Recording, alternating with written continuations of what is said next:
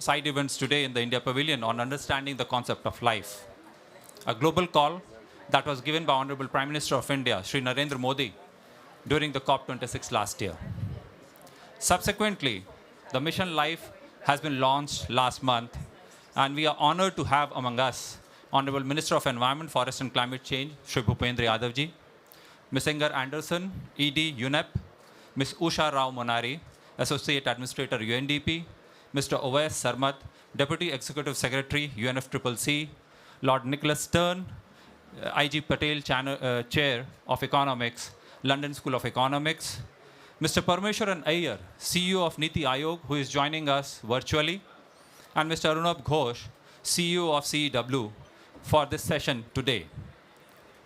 Excellencies, Mission LiFE has a simple but very strong message, and therefore we have dedicated the theme of our pavilion as life, and are also organizing various events today related to conveying the experience and messages on life.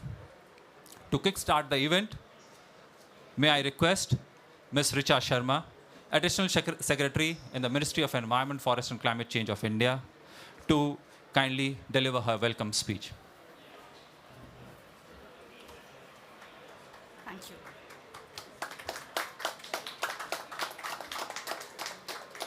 Honorable Minister for Environment, Forest and Climate Change, Labour and Employment, Government of India, Mr. Parmeshwaran Iyer, CEO of Niti Aayog, who's joining us virtually, Mr. Oves Sarmat, Deputy Executive Secretary of the UNFCCC, Ms. Inger Anderson, Executive Director of the UNEP, Ms. Usha Rao Monari, Associate Administrator of the UNDP, members of the media, officials from UN agencies, members of think tanks from India, young COP scholars, members of the Yango constituency, ladies and gentlemen. It's my pleasure to welcome all of you to this day, which is dedicated at the India Pavilion for amplifying the message of lifestyles for environment. Mission LiFE was launched by the Honorable Prime Minister on 20th of October in the presence of the UN Secretary General, His Excellency Mr. Antonio Guterres. At COP26 last year, Honorable Prime Minister had shared with the world his vision for a global mass movement for promoting sustainable lifestyles. India has also launched a LiFE global call for ideas and papers.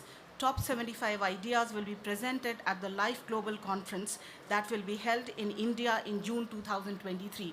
Details of this can be found in the India Pavilion. I invite all of you to join Mission LiFE. With these words of welcome, I invite Mr. Nilesh Kumar Saha to take forward the program. Thank you, ma'am, and thank you for welcoming everyone to join the Mission LiFE. This is what we are here for. Niti Aayog of India, that is the National Institution for Transforming India, has steered the work related to life in India and globally as well.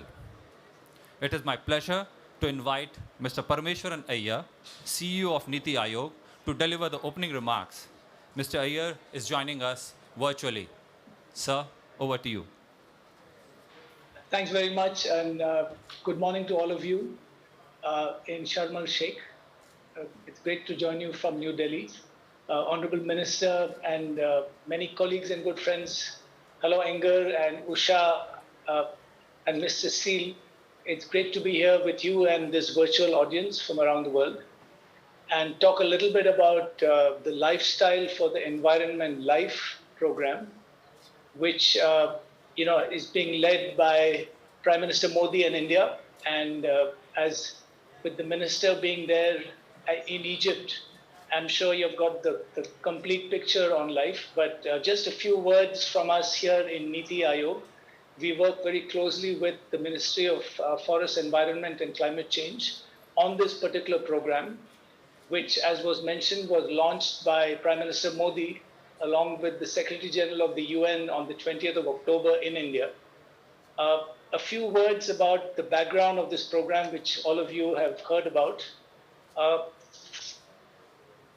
In this, again, lots of studies, particularly from UNEP, have shown that individuals and communities can make a big actually make a difference on the ground in terms of reducing emissions and, of course, improving the environment. And therefore, it's key that, and in the research study itself has shown that if only 1/8 of people worldwide adopt pro-climate behaviors, carbon emissions can be reduced by 20%. This is the UNEP study. And lifestyle changes alone could help the planet in slashing reductions big time in GHG emissions by 2050. So there is the science and the evidence on this. But more importantly, Prime Minister Modi at COP26 in Glasgow, he introduced the concept of LiFE along with the Panchamrit, which are India's climate commitments. In fact, LiFE is now a part of India's NDCs. And again, the specific call to action by the Prime Minister was to adopt a lifestyle of mindful and deliberate utilization instead of mindless and destructive consumption. And he termed this as lifestyle for environment, or LIFE, LiFE. So this is happening all over the world already. So it's not new. In many parts of the world, people are practicing climate and environment-friendly actions on their own and as communities. But perhaps LiFE is the first time that there's a focused attempt at scale, countrywide in India, and the idea is to take this globally, to make every human being aware of these practices and their far-reaching impact, and to actually get them to adopt action while the world and all of you are debating climate-related policies and actions at COP27. How do we sort of walk the talk on climate? And therefore, LiFE is envisioned as an India-led global mass movement that will nudge individuals and groups to protect and preserve the environment.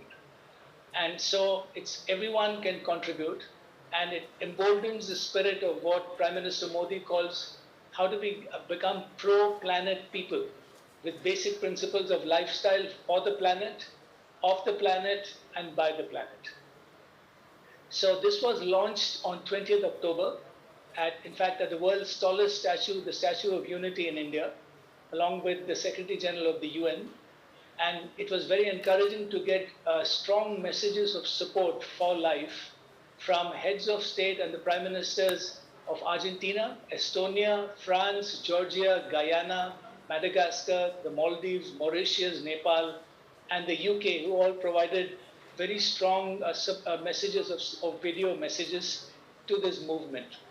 So now in India, these have been, to be specific to the program in India, which the Ministry of Environment is now leading, there are 75 actions, specific actions to be taken by individuals under 7 broad buckets: energy, water, food, healthy lifestyles, waste management, single-use plastic, and electronic waste. So these actions are relatable across India and global populations. Important to stress that they cause no negative impact on economic activity, and in fact can stimulate growth and jobs. And so therefore these actions can be taken up by individuals, society, communities across the world. And they, of course, will need to be adapted to local environments. And therefore, in India, we have set an ambitious goal of having 1 billion people adopt these environment-friendly actions over a period of 5 years. So therefore, again, nudging individuals for a habit of think, understand, and recognize before using a resource, it will naturally have a positive impact on SDG 12, that is responsible production and consumption. And therefore, I would also like to take this opportunity in concluding to invite all of you and your organizations to participate in the LiFE's global call for ideas and papers, which was put out on June 5th. And this call invites scientific, innovative, and measurable solutions for climate action. The Government of India will be funding pilot studies of the best 5 ideas, and we plan to release a compendium of 75 or more such ideas and actions for the benefit of all. Today, on this occasion, we would like to encourage the international community and every global citizen to visit the NITI Aayog website on LiFE to know about Mission LiFE and how can all of you and all of us take this movement forward to make a more livable future for our coming generations. Thank you very much. It's a pleasure to be part of today's discussion. Thank you very much, sir. Thank you for your message, for the movement to be taken forward, the message of pro-planet people, and the message of nudging. As part of the nudging exercise, we have a very small token that we have in form of a badge of LiFE. We would like our dignitaries on the dais to be felicitated with. May I request Ms. Pooja to kindly... Yeah. The badge has a magnet behind, so it could be put with the help of the magnet.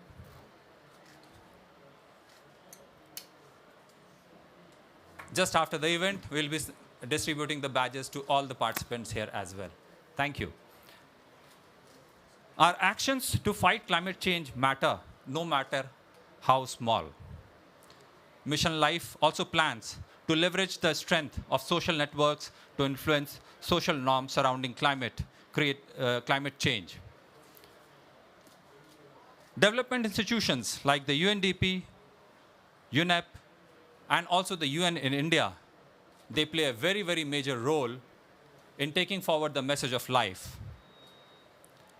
It is a matter of satisfaction, honor, and pride as well that in the very first year of the call given by Honorable Prime Minister, UNEP has decided to extend its support to the mission LiFE.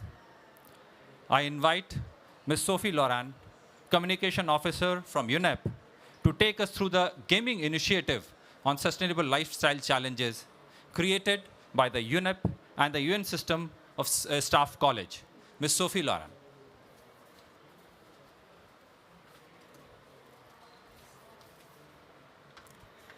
So, ladies and gentlemen, many thanks for the invitation to present my Sustainable Living Challenge that we are developing together with the United Nations System Staff College.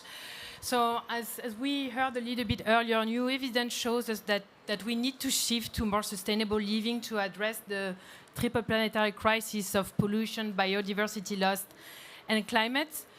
2/3 of the GHG emissions are directly associated with households and our lifestyles. And I'm going to give you one simple example. Our food choice alone relate to 80% of biodiversity loss.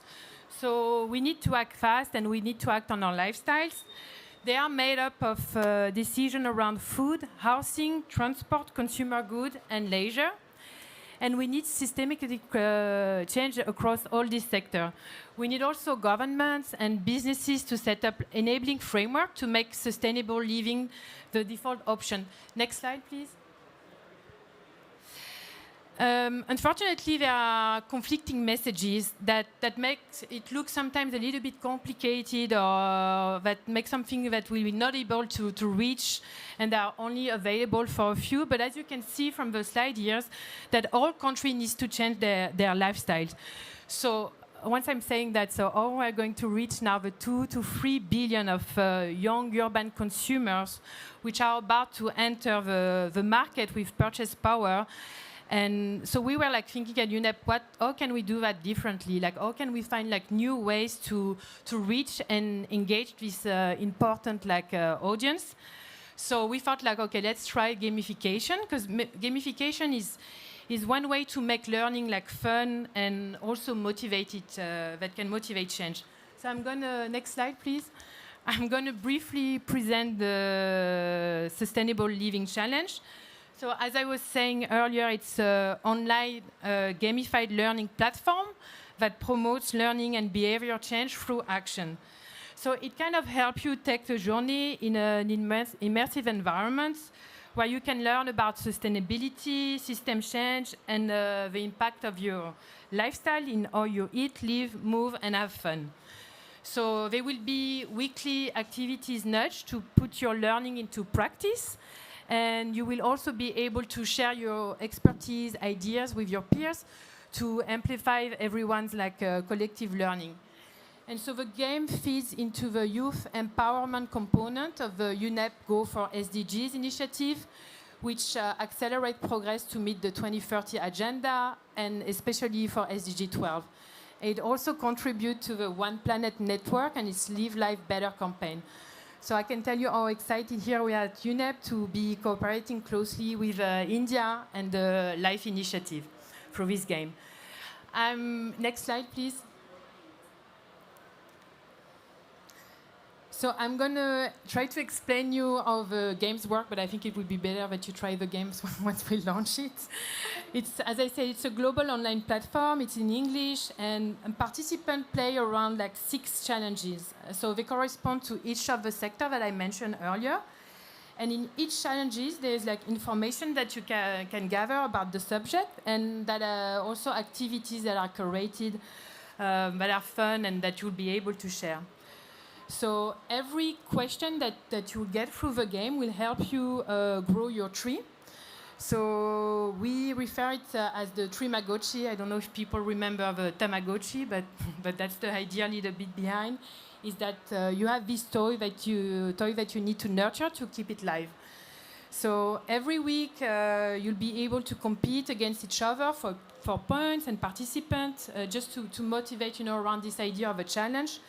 And people will be able to get recognition for their action and help the environment, of course. And participants will be also able to share the progress with their teammates, push for a more sustainable community, and also use social media to share what they have learned and also the progress that they are making. As well, I just wanted to say that the Tamagotchi is a way to nurture like intention to change. So we think it's a good image. Next slide, please. And so LiFE plans to leverage the strength of a social network to influence social norms around climate. So my Sustainable Living Challenge games offer evidence-based baseline that make the LiFE action as impactful as possible. So that's the idea behind the slide. And if we can go to the last slide, please. So how people can get involved. So as I was saying, we are just testing the platform, but it will be soon launched in 2023. There will be a global rollout. And there will be also the possibility for targeted version for specific context and availability in more language than just English. So who can join? As I said, like the game targets primarily like the youth. So we are hoping to directly target like schools, university, youth movements, and activists as well.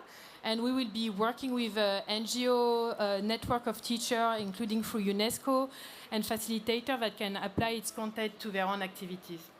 Thank you.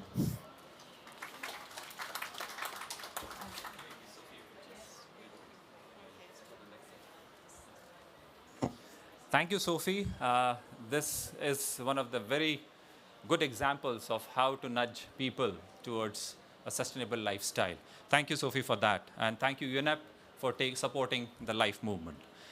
We have the next item also related to the UN Global Strategy for Sustainable Consumption and Production, which has already been developed by UNEP. A presentation on that will be made by Ms. Sophie Lauren. And also, she'll be talking about the campaign on Live Life Better. Sophie. So, unfortunately, our co-chair from Argentina was supposed to come today, so I will be delivering his speech on his behalf. I wanted to extend a warm thank you to the organizer for welcoming me here today and to all of those attending this event. I'm sincerely looking forward to further discuss an initiative that has put sustainable lifestyle in the spotlight for the upcoming G20 presidency and has the inspiring goal to tap into climate-friendly social norms, beliefs, and daily household practices of different cultures worldwide to drive its campaign. So the 10 YFP is implemented by a global community of practitioners, policymakers, and experts, including governments, businesses, civil society, academia, and international organization, also known as the One Planet Network. Collectively, the One Planet Network holds enormous experience and expertise in sustainable consumption and production and houses a global knowledge repository of projects, policies, and tools. Today, I wish you to bring your attention to a key milestone for the United Nations and international community. On the last 19th of October, just a few weeks ago, like the 10YFP board, together with member states and stakeholders, adopted the new global strategy for sustainable consumption and production developed by the Secretariat of the One Planet Network.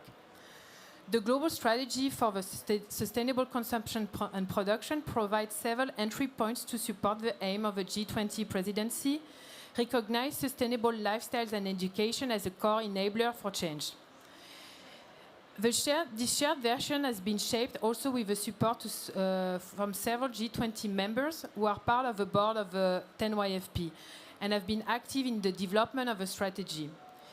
In practice, to deliver on global sustainability ambition while leaving no one behind, this strategy has put forward 4 priority actions. First, further position sustainable consumption and production as an essential requirement and means to achieve global commitment for sustainable development, climate, biodiversity, and pollution. Second, enable change through circularity, transformative multi-stakeholder and public-private partnership, tool and solution across high-impact sector. Third, empower countries, in particular developing countries and stakeholders, for mainstreaming and implementing sustainable consumption and production patterns, leveraging the UN Development System.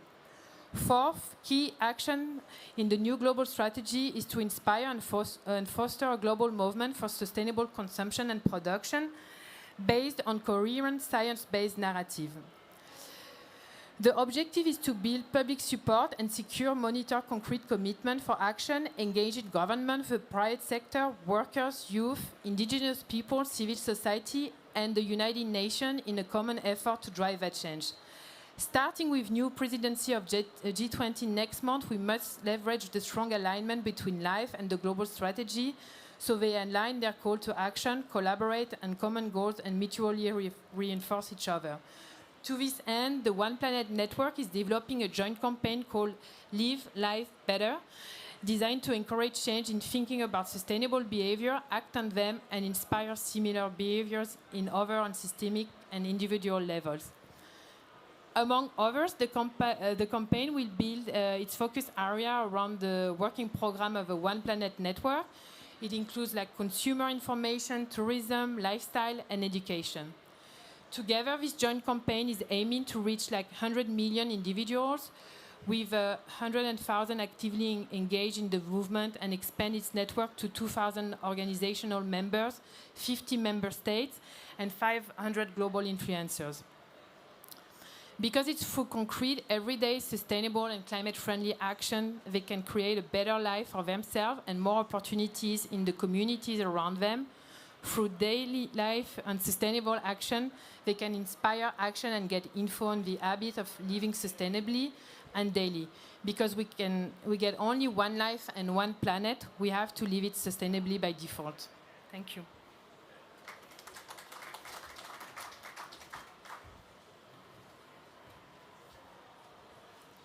Thanks, Sophie, for the powerful messages and also sharing with us the strategy, the UN Global Strategy for Sustainable Consumption and Production. I'm sure that all of us, when we come together with our all small bits, we are going to make the world a better place as far as the climate change is concerned. To take this event forward, we have a small video on understanding life. May I request our IT team to run the video?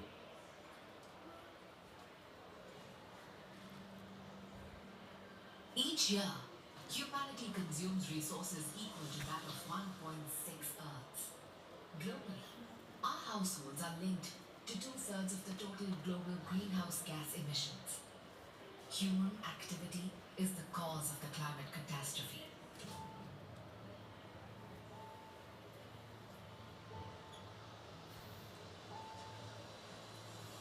And humans are the solution. This is possible. But we need all hands on deck to give our planet a fighting chance. Our planet, our home, is a place of hope, of resilience, of solidarity, of people and communities living in harmony with nature. Last year, Prime Minister Narendra Modi gave life to an inspired idea. Lifestyle for Environment, or LiFE, which reminds people that climate action starts with each one of us. That small efforts can have a huge impact. And that simple, sustainable, and climate-conscious lifestyles can heal Mother Earth.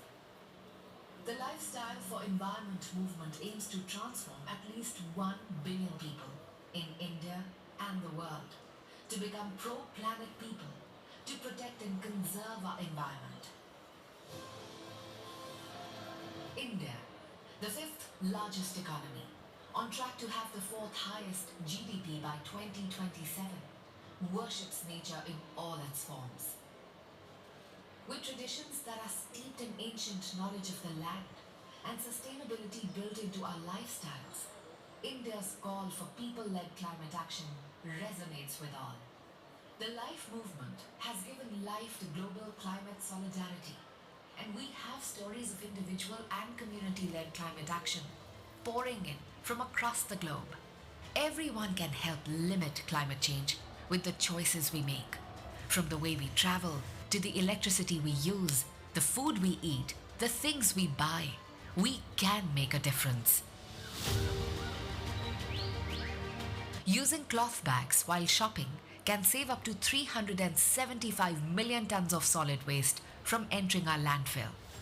Switching off your car at traffic signals can save up to 22.5 billion kilowatt-hour of energy. Setting one AC at a constant temperature of 25 degrees Celsius can save 500 kilograms of emissions per year. And installing water-efficient taps and showers can reduce water consumption by 30 to 40%. The world is one family, and we have only one home. Together, people and governments can and must resolve to fight this climate crisis. The answer lies with us, in the smallest of decisions that we take every day and the policies that support our actions. Let's make the right choices to waste less, save more, ditch plastic, switch to greener alternatives, support sustainable products, recycle, reuse, and reset. Be the change you want to see in the world. This one word, in the context of climate, can become the basic foundation of one world. This is a word, LiFE. L-I-F-E. Lifestyle for Environment. Mission life का मंत्र है lifestyle for environment. पृथ्वी पर रहने वाले प्रत्येक व्यक्ति को व्यक्तिगत प्रयासों की कामना के साथ ही आज ये मिशन लाइफ का ये विजन दुनिया के सामने रख रहा हूं। मिशन लाइफ इस धरती की सुरक्षा के लिए जन जन की शक्तियों को जोड़ता है, उनका बेहतर इस्तेमाल करना सिखाता है।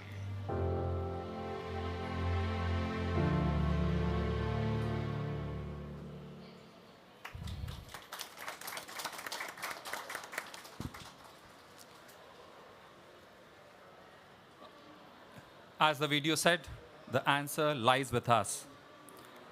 To ideate on the theory of behavior change, to nudge people towards sustainable lifestyle practices, and to share possible examples of sustainable lifestyle, Ministry of Environment, Forest and Climate Change of India, in association with the UNDP, has come out with a compendium, Prayas se Prabhav Tak, to translate in English, from effort to effect. May I request Mr. Parth Joshi from UNDP India to make a presentation, short presentation on the compendium.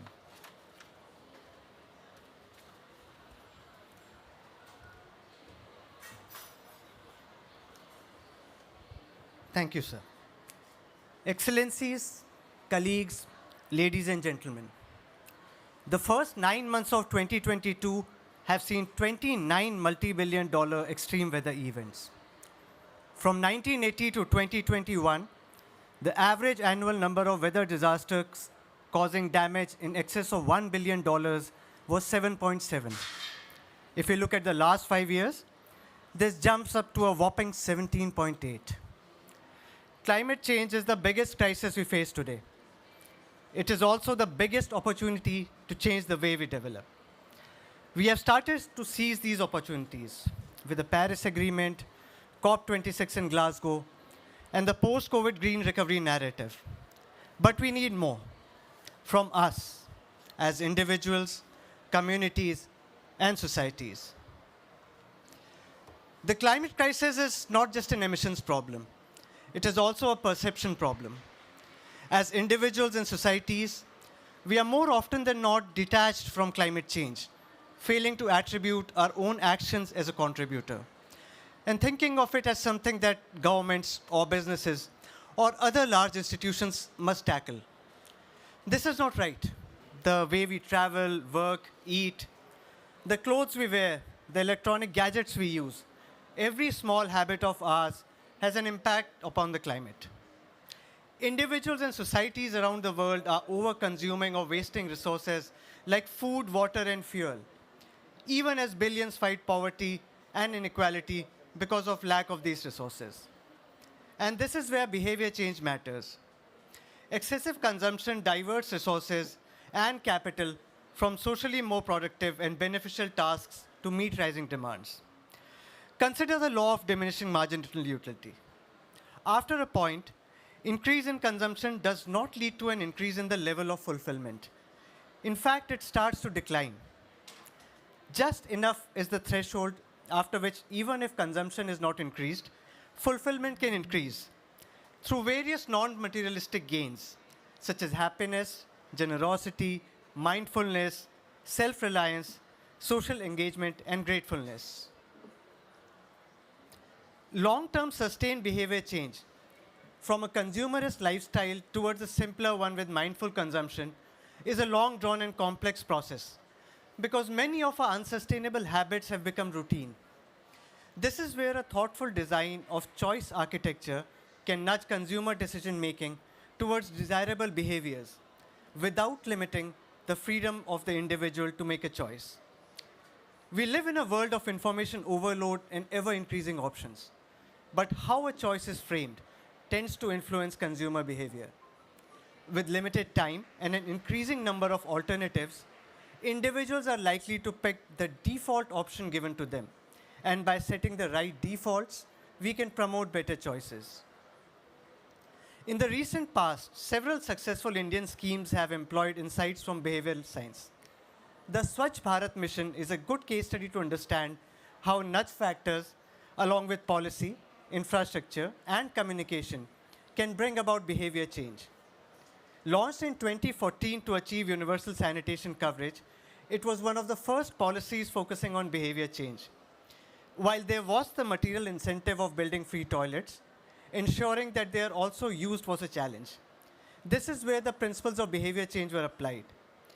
Local ambassadors of change were engaged in every village to create a sense of solidarity around the initiative, since people tend to adhere to and emulate someone they know or admire. Participatory rural appraisal brought individuals together as a community to address the issue of sanitation collectively.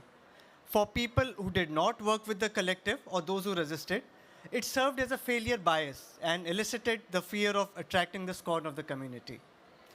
By attaching a sense of disgust to open defecation, it appealed to the emotions of the people, thus moving them to change. By empowering girls and women, the mission has been instrumental in improving the literacy rates and consequently discouraging early marriage of girls.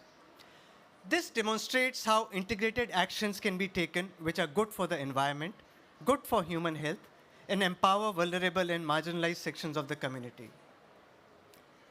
The publication to be launched here shortly today has 3 components.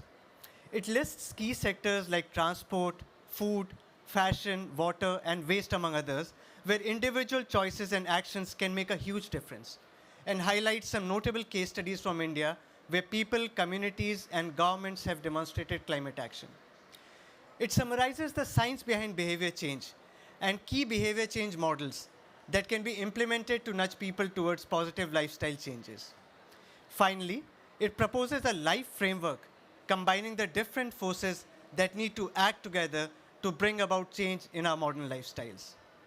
The publication aims to spark new academic discourses on behavioral science for climate action and expand the existing ones, deriving learnings from our traditional knowledge systems and combining them with modern science and innovative policy mechanisms. Climate change was caused by billions of people making lifestyle choices that were harmful to the planet. It may seem like an overwhelming problem now, but billions of people making equitable, pro-planet lifestyle choices, supported by technology, policy, and regulation, can lead us back to where we were, living in harmony with nature. And that, ladies and gentlemen, is the change Mission LiFE aims to bring about. Thank you.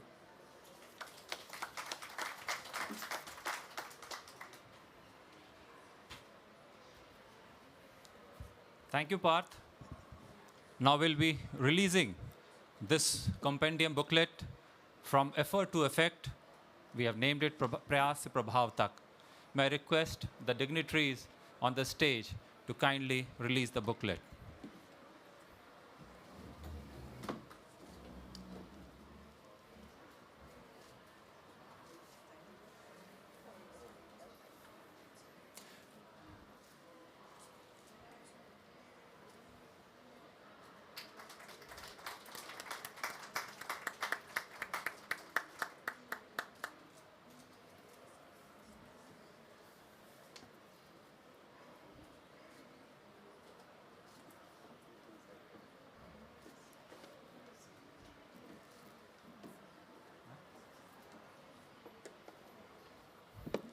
Okay. Oh. Thank you very much, sirs. Thank you, madam. The compendium indeed is a rich collection of best practices and a good beginning point for the theory of behavioral change towards sustainable lifestyle and the theory of nudge to tackle climate change. Moving to the next section of our event today, I would request the dignitaries along with us to share their thoughts. And I would like to start with Mr. Arunabha Ghosh, who is the CEO of CEW, to share his thoughts. Mr. Arunabha Ghosh.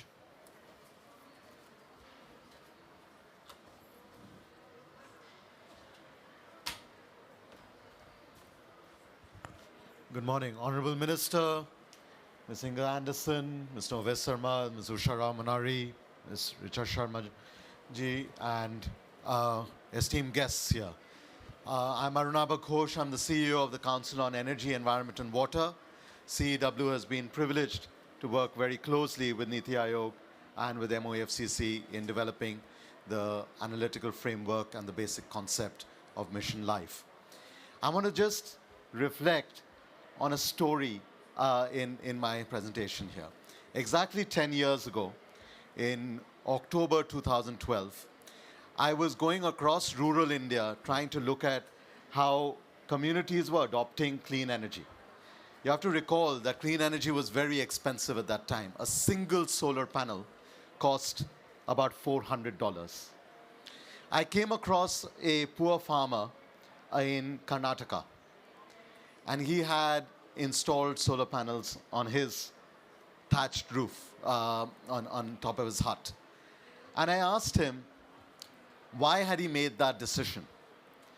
And he said, look, I am consuming maybe about 1.5 to 2 units of electricity a day. Therefore, about 60 units of electricity a month. If I can make my electricity clean, that's 60 units of clean electricity that I'm contributing to my country. This is a story from 10 years ago. The whole point about Mission LiFE is that individual action using the theory of nudge need not only rely on the richest, it is a mission for all. Whether we look at the use of LED light bulbs, whether we look at the giving up of cooking fuel subsidies, a campaign that Honorable Prime Minister launched several years ago, asking people, the rich amongst us, to give up their subsidies so that money could flow to poorer households, or whether we look at the rollout of renewables today. At that time, we had less than 2,000 megawatts of renewables, of solar. Today, we have about 60,000 megawatts of solar, 165,000 megawatts of non-fossil electricity capacity. And India will be the first major economy that will build more renewables in this decade than its entire electricity system. This is how individual actions can scale up to a macroeconomic result. And therefore, my second point is that as we look at Mission Life, we have to look at its three major components. The nudging of behavior is where it starts.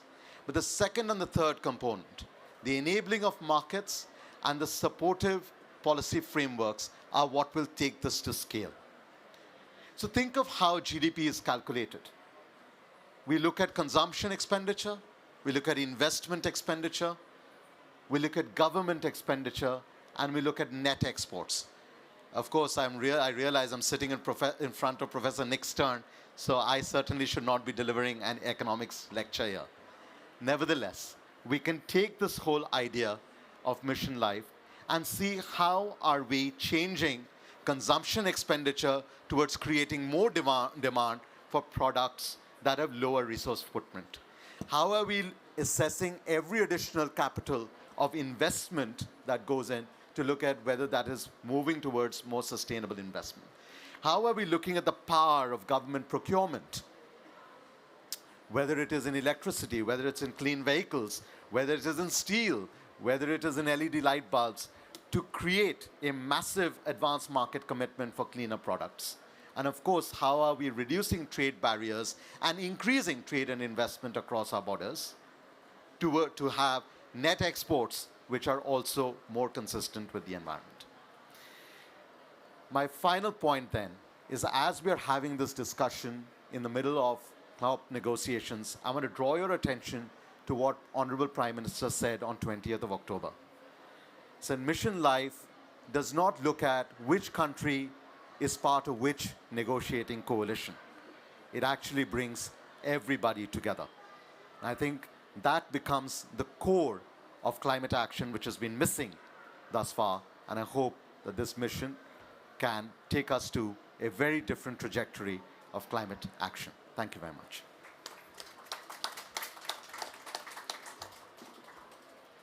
Thank you, Mr. Ghosh.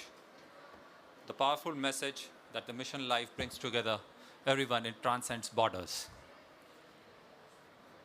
I would like to now invite Lord Nicholas Stern, who is I.G. Patel Professor of Economics and Government, Chairman of the Grantham Research Institute on Climate Change and the Environment, and Head of India Observatory at the London School of Economics. Lord Stern has been an advocate of life and also has followed the journey on sustainable lifestyles. He's a good friend of India. We really look forward to listening to your advice. Lord Stern, please.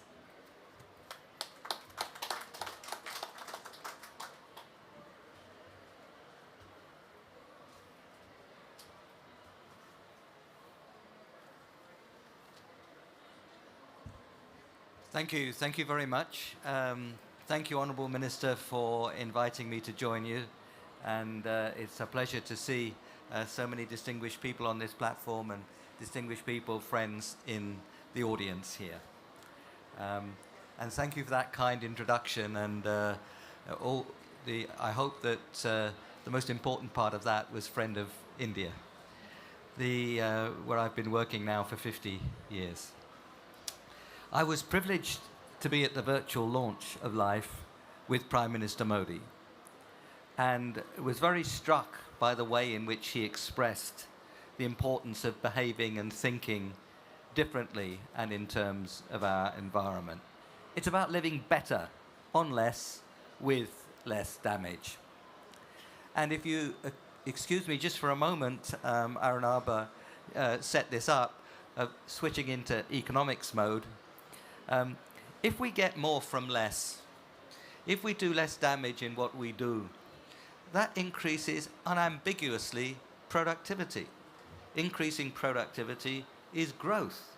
This is a fundamental part of the new growth story of the 21st century. If we think of how we do it, reducing waste right across the board has tremendous potential. We all know that 25, 30%, or a third even, of food is wasted across the world. different countries find different ways of doing it, before or after harvest, when it comes to market and so on. But wastefulness on food is enormous. We waste so much energy. In my own country, our homes are very badly insulated. We waste water everywhere. If you excuse me for using the analogy of Indian agriculture, where I've been working for the past 50 years, if your energy supply is intermittent, you might leave your electric pumping set on during the night in the hope that sometime during the night the electricity supply might come on. So it does come on, but you're not there. And what it does, it wastes the water, it goes on for a long time, and it washes off the topsoil. It's wasteful of water and topsoil. So there's so many ways across the board, country by country, where we can reduce waste. And we all know it's not just a matter of resource productivity, it's a matter of health too. The lifestyle that Prime Minister Modi is describing is much healthier than the current way we do things. Now, we haven't got time for many examples. You've seen many already. I try to offer the example of the pumping set. But there's so much creativity we can do. We can combine solar and crops in fields if we do it well. There's all sorts of creativity there. System of root intensification for rice uses much less water. It doesn't flood the paddy fields. It doesn't release the methane, and it does less damage. That creativity is seen right across India, actually, and some extraordinary results on productivity in Nalanda district in Bihar, for example. Switching examples to what people can do in my own country and in other rich countries, our young people now will not get pensions related to their final salary. They will get pensions related to what they pay in. And then they choose where that is invested. So many more now of our young people are choosing technologies which are not destructive, and indeed which are the technologies of the 21st century, not the 19th, as destinations for their saving. So there's so many right across different kinds of activities, things that we can do. And actually our young people are being particularly creative in pursuing these opportunities. Business, working with government, can create the circular economy, can look at their supply chains. Business working with government can give people the information on the goods that they're selling, so that the people wanting to take these decisions have the information on which to do it. International institutions, so well represented here today, can lead the charge as well. The charge in this sense is creating conditions where people can take the decisions that we know will be much better for us all. Agricultural support. We spend about $700 billion a year as a world in agricultural support. Now, I'm not arguing for less. Perhaps it should be more. But I'm arguing about being different. What do we get from that kind of agricultural support? We get degraded land, poisoned rivers, and destroyed forests. By casting it in a different way, we can change the incentive structures that people face so they can pursue the kinds of decisions which we're looking for here. And that is something where we can learn from each other. If you think of other people in other countries doing what you're doing, it actually reinforces you. You're part of something bigger. So there's so many ways we can go forward. We all have a role to play. I look forward very much to continuing to participate and offering ideas. Thank you again for inviting me. Thank you.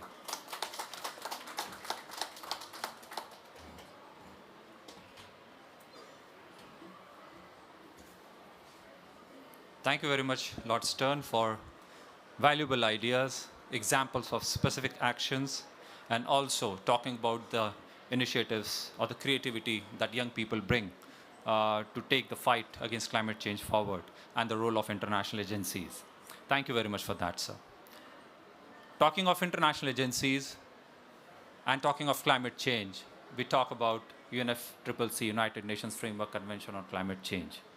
And we are privileged to have the Deputy Executive Secretary to the UNFCCC, Mr. Uwais Sarma Damangas, and I would not really take any further time to request Mr. Sarmad to share his views. Mr. Sarmad, please.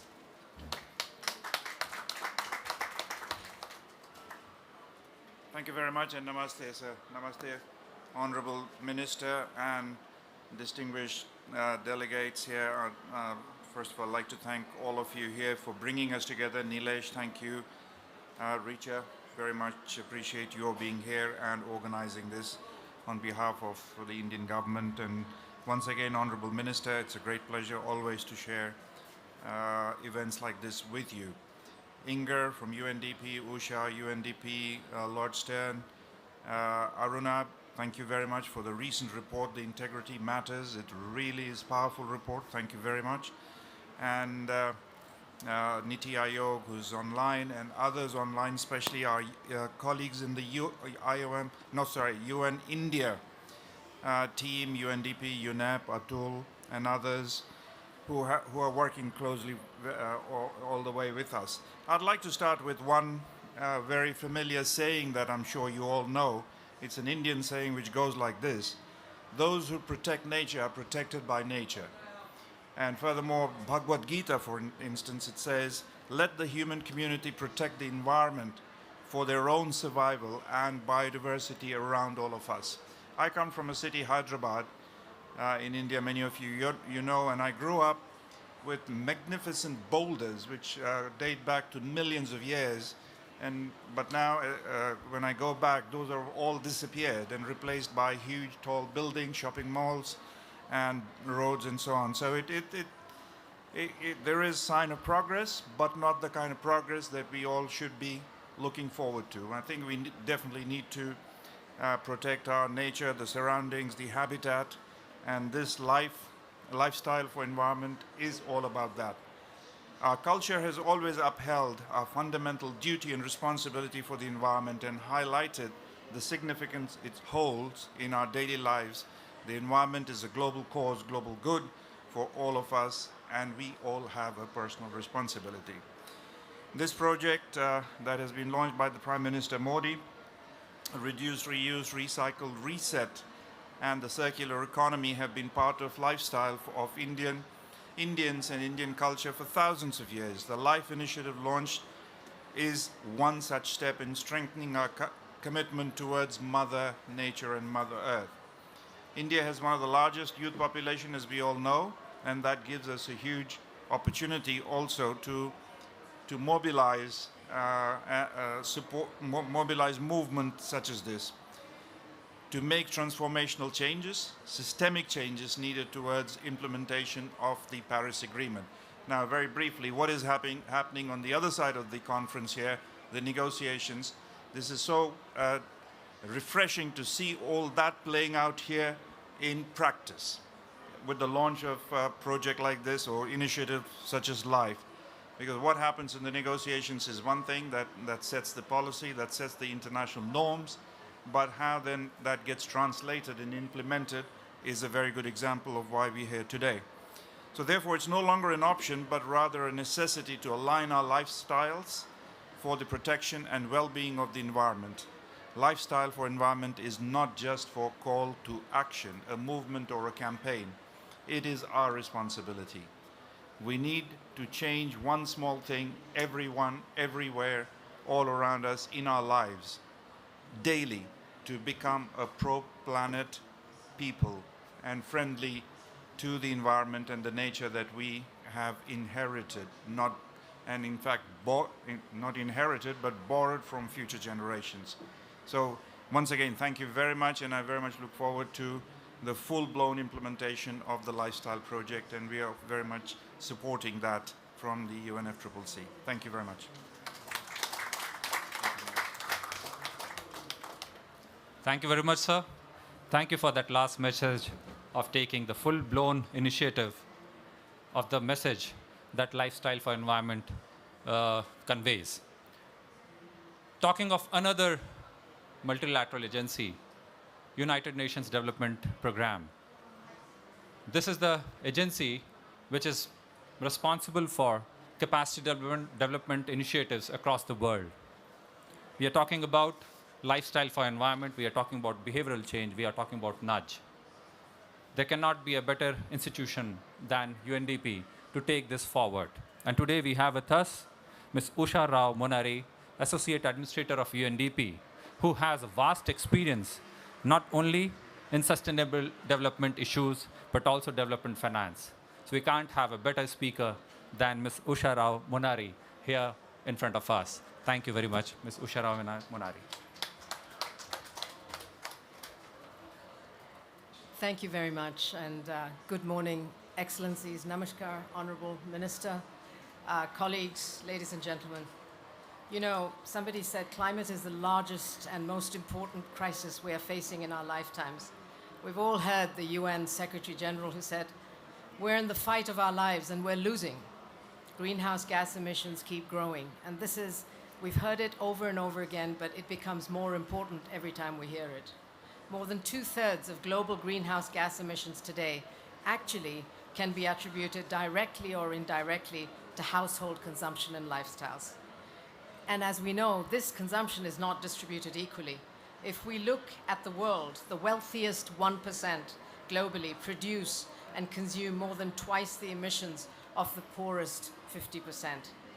Providing equal access to electricity, food, water, etc., and other essential services requires that we find an equilibrium to how we live and how we live with the planet. And we need to strike this balance soon and almost immediately. The message of LiFE, or Lifestyle for Environment, launched by Prime Minister Modi and the Government of India, is an absolutely crucial one. What it says is, alongside governments, businesses, and other institutions, individuals and communities must also do their part to find the most important and resilient pathways to go forward. What does this mean? It means that not only do we have to change our own individual behavior, but we should also act together to influence the behavior of all actors along the consumption value chain. LiFE brings climate action, in fact, down to a level where each individual can play a role and each community can help make the difference. And the good news in all of this rather bad news is that some of the solutions are already there. If you look at India, and I'm an Indian, sustainability has been part of our traditional lifestyle for centuries. The video that we saw spoke to this very important fact. Similarly, there are other cultures and communities around the world who also have taken for centuries the notion of sustainable living into their everyday living standards. LiFE combines, therefore, traditional wisdom with modern science and innovation, because as we go forward, as our problems become more complex and interconnected and sometimes intractable, it's very important to use the tools of modern science and innovation to take us forward. LiFE aims to create a global network of exchanging knowledge and best practices that will inspire and drive forward a global community. And in this respect, I thank the Indian Ministry of Environment, Forest and Climate Change for making UNDP a partner in this initiative. Ladies and gentlemen, progress and growth are extremely important to all of us, but it must be mindful and it must be sustainable. UNDP stands ready to work with governments, private sector, and civil society, and communities, of course, and individuals to respond to this global emergency and others that we will inevitably face. I believe together we can prove that a green, sustainable, and climate resilient future can go hand in hand with economic prosperity and social equality for all. Thank you very much. Thank you very much, Madam. I would now like to invite Ms. Inger Anderson, ED of UNEP, who needs actually no introduction. She is heading the UNEP, and we are really thankful to UNEP for already supporting the mission LiFE. Ms. Inger Anderson, please.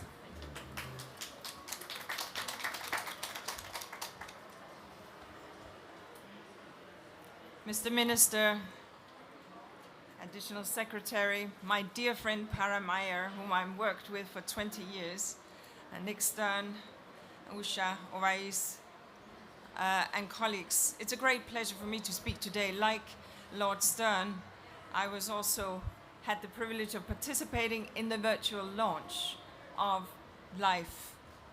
And I think that LiFE goes to the very heart of unsustainable consumption or production.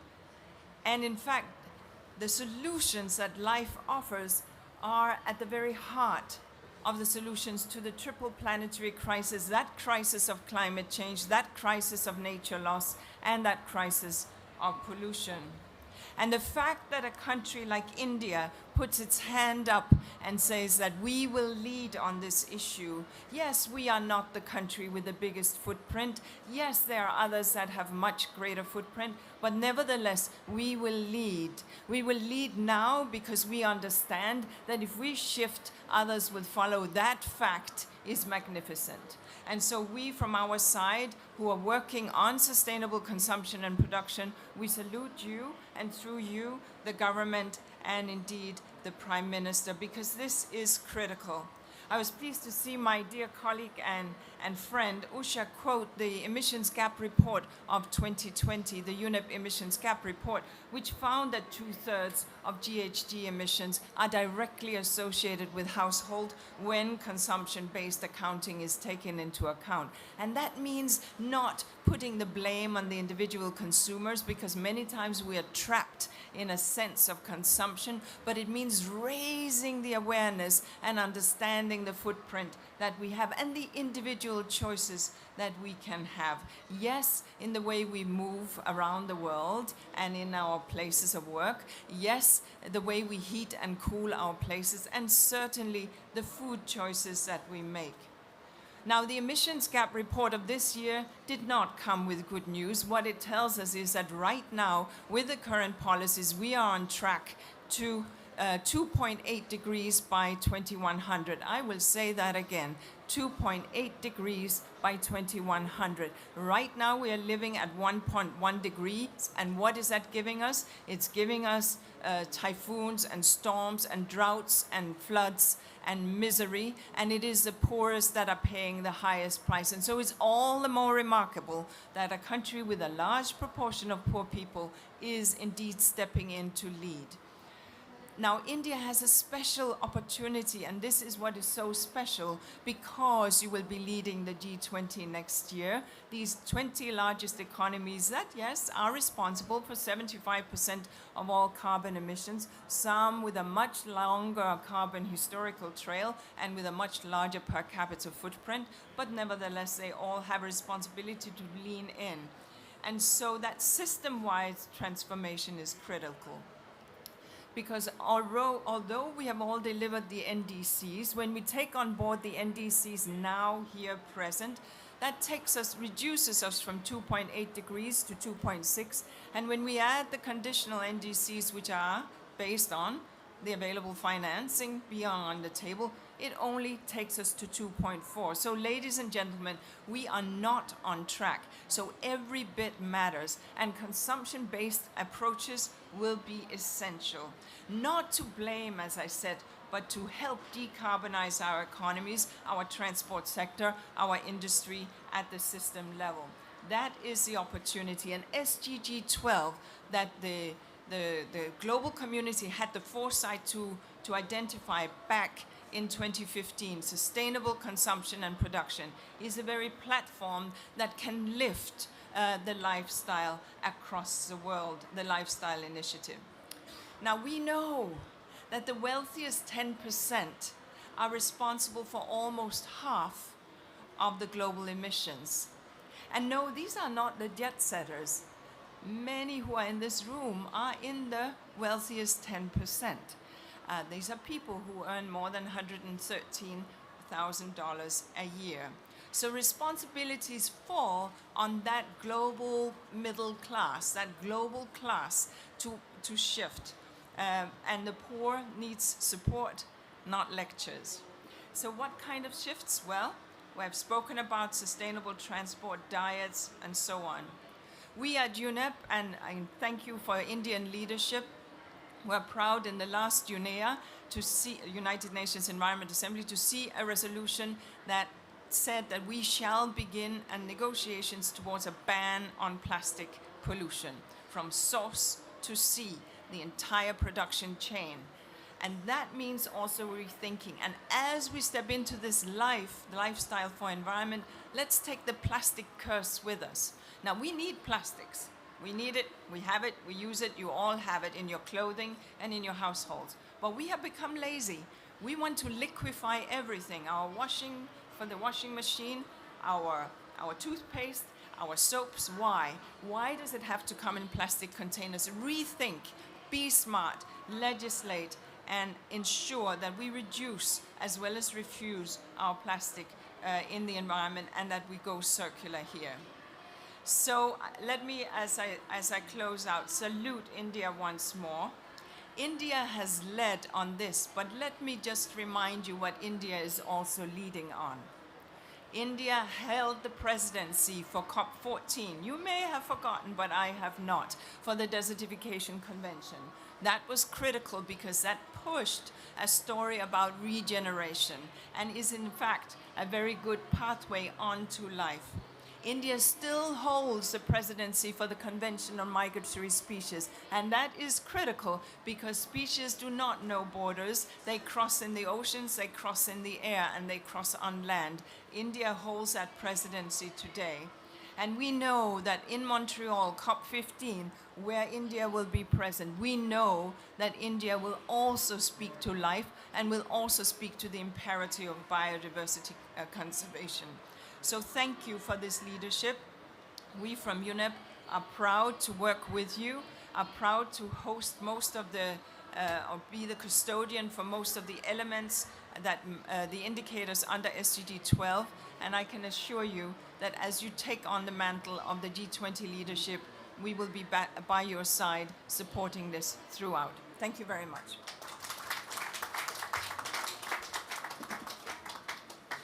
Thank you very much, madam, and thank you for your message of the global middle class, their action that is required. Poor need support and not lecture. And in the end, also appreciating the actions taken by India right from COP14 onwards. So thank you very much, madam.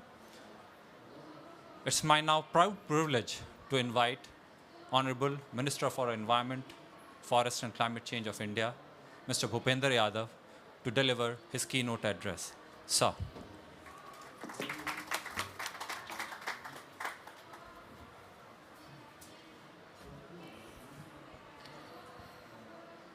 Ms. Inger Anderson, Mr. Oves Sarman, Ms. Usha Rao, Lord Nicholas, our Additional Secretary Richa ji, ladies and gentlemen. I welcome you all to the India Pavilion, designed with the theme LiFE, which stands for Lifestyle for Environment.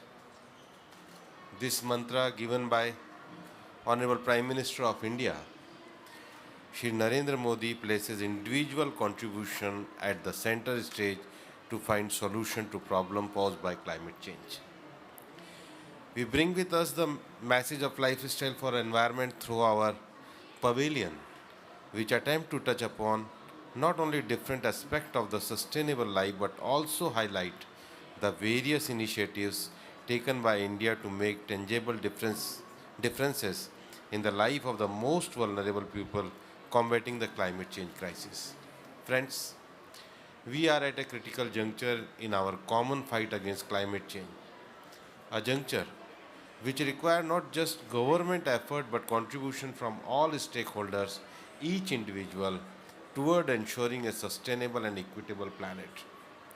The most credible finding in the recent past, like 6th assessment report of IPCC, UNEP GAP report, have concluded unequally how human influence has had catastrophic impact on our air, oceans and land. Ladies and gentlemen, both Egypt and India are examples of century-old civilizations that have sustainable lifestyle practices embedded in their culture and traditions. India, under the visionary leadership of our Honorable Prime Minister, Shri Narendra Modi ji, has demonstrated to the globe that protecting environment remains the cornerstone in the policy making process of India. On 20th October this year, Mission Life was launched by the Honorable Prime Minister in the presence of UN Secretary General Antonio Guterres. I would like to take this opportunity to speak about Mission Life, a global mass movement which promotes environmentally conscious lifestyle at individual level. Mahatma Gandhi had said, and I quote, "The world has enough for everyone's need, but not everyone's greed." When in UNIA convention in Nairobi, I met Madam Anderson and I spoke about life. She told me a very beautiful line. She said me, "I understand the mission life. What we have taken from Mother Earth, we are returning her as a garbage." So that's, we have taken a water, we have taken a air, we have taken a mineral, but what actually we return to Mother Earth, so that is a responsibility of human being. What wonderful gift we will return to Mother Earth, not a garbage. That's a message given by Madam Anderson to me, and I convey to our Honorable Prime Minister also. I think that's a very simple and exact definition of life. Friends, according to the United Nations Environment Program, if 1 billion people out of the global population of 8 billion people adopt environment-friendly behaviors in their daily lives, like ending food waste, the global greenhouse emission can get reduced by 8-10%. Mission Life is a movement which focuses on mindful and deliberate utilization of resources in place of mindless and wasteful consumption. This is to protect and preserve the environment, and more importantly, it is a movement which has inclusivity in the spirit, making every individual a trustee of our environment. Life inspires each individual to contribute their bit as per their capacity, taking stairs, using cycles to commute, reusing resource, turning off the power when not needed, eliminating the use of plastics is one's daily life, are some ways of adopting a lifestyle which is favorable for the environment. And I want to inform you at this occasion that in our country, we completely legally ban the single-use plastic in our country. Collecting individual effort can make this mass movement a great contributor in achieving our goal of making the world a better and sustainable place for our future generation. As Mr. Oves said, a message that is from our scripture, and that is a motto of our ministry, Prakriti Rakshitaha Rakshitaha, which means nature protect if she is protected. This describes the essence of environment-friendly sensitivity. Friends, we need to build up our environment senses that ensure that our lifestyle doesn't impact the lives of those around. It is not just humans around, but also birds, animal, plants, trees, wetland, and forests. It is a matter of pride that several world leaders have appreciated and supported India's effort toward promoting environment-friendly lifestyle. Reduce, reuse, and recycle is the mantra incorporated in this mission. We have all been witness of several meaningful initiatives by different countries like Denmark and Netherlands that have inspired the world with their biking culture in their countries and green initiative at macro level.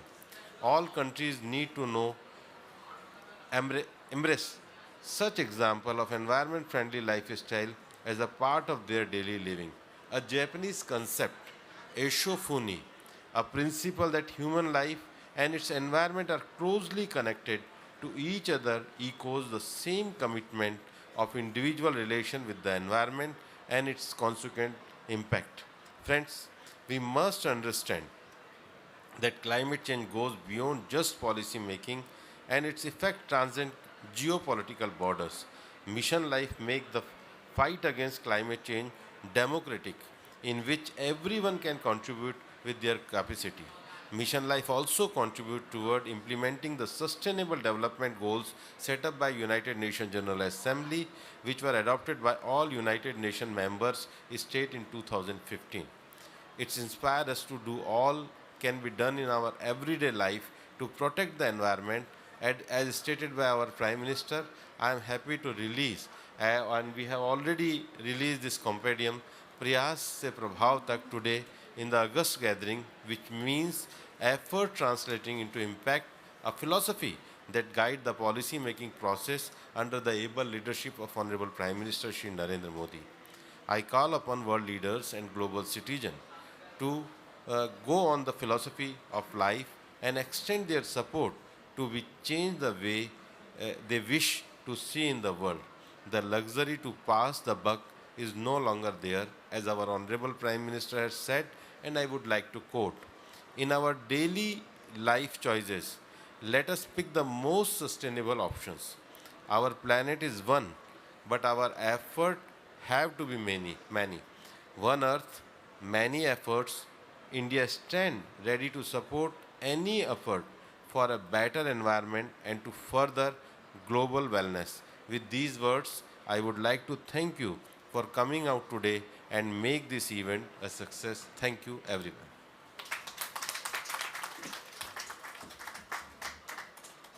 Thank you very much, sir. And thank you for sharing the powerful message from our Honorable Prime Minister. In our daily life choices, let us pick the most sustainable options. Our planet is one, but our efforts have to be many. One earth, many efforts. Thank you very much, sir, for sharing this message.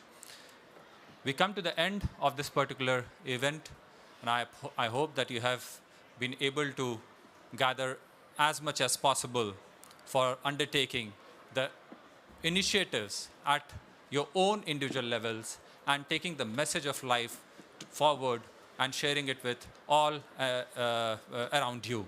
May I request now Mr. Parth Joshi from UNDP India, who UNDP, UN India, and UNEP have been partners in this particular event. So may I request Mr. Parth Joshi to please propose a vote of thanks.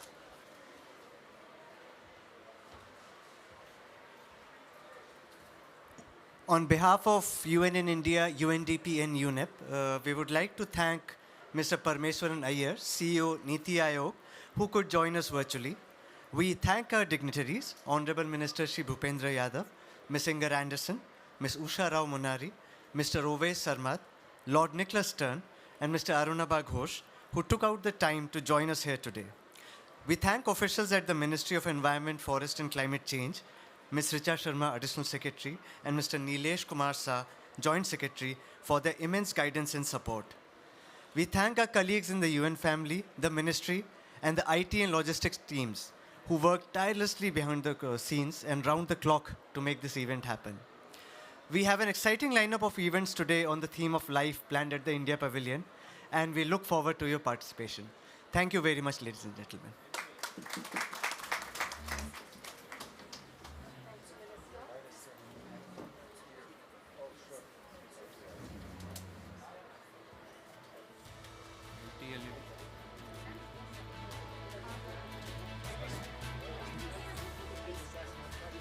Just to share with you all, we'll be having a very important event on release of India's long-term low-emission development strategy shortly from at 11:45.